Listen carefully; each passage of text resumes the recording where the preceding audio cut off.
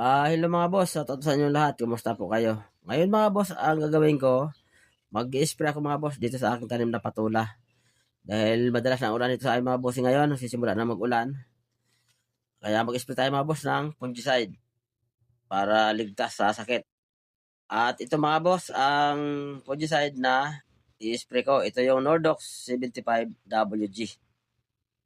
So ayan mga boss, Nordox 75WG. Ang Nordox 75WG mga boss, isa itong copper-based fungicide. So dahil copper siya, hindi natin siya mababas haluan. Solo application lang ang gagawin natin para hindi magka-problema yung tanim natin. So ang gawin kong takal mga boss ito, isang scoop lang mga boss ha. Ang Nordox 75WG, meron dyan mga boss built-in na scoop kasama dyan sa kanyang pakete na yun ang dapat gamitin natin na pangtakal. So ang ginawa kong takal mga boss, isang scoop lang dyan sa 16 liters na tubig. Ang recommendation dosage, 1 hanggang 2 scoop ang pwedeng itimpla sa 16 liters na tubig. So dahil itong patula ko wala naman siya tama ng punggos, so isang scoop lang mabos at lagay ko. Para ano ito, prevention. Para hindi siya tamaan ng punggos. So yan mga boss, doon sa mga viewers namin na marami akong nabasang comment dyan sa video ko at sa picture, ang sabi nila, ang Nordox daw ba sir, pwede ba gamitin ang Nordox sa ibang mga gulay? So ang sagot, pwede po. Pwede gamitin ang Nordox sa halos lahat ng pananim. Wala naman mababasa dyan sa kanyang label na nagsasabi na hindi pwede sa ganun tanim.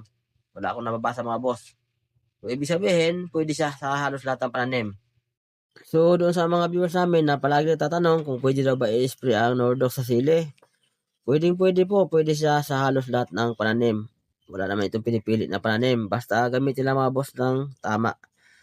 Huwag siyang i-spray ng sobrang init. Kasi maaaring nga masunog yung dahon. Mag-spray tayo ng Nordox copper-based fungicide. Kailangan mga boss yung in the afternoon, yung hapon na or yung umagang-umaga. Para malamig na ang panahon, hindi magka-problema yung dahon. At wag na tayo maghalo mga boss ng iba pang chemical kasi mamaya hindi nyo matsambahan yung ihalo nyo. Baka hindi compatible posibleng masunog yung dahon ng tanim or maaaring dito malab yung Nordox or yung isang chemical na ihalo nyo, maaaring dito malab pag hindi sila compatible. So para walang maging problema, huwag natin paghaluan. So solo application lang mga boss ang gawin nyo para sure ball.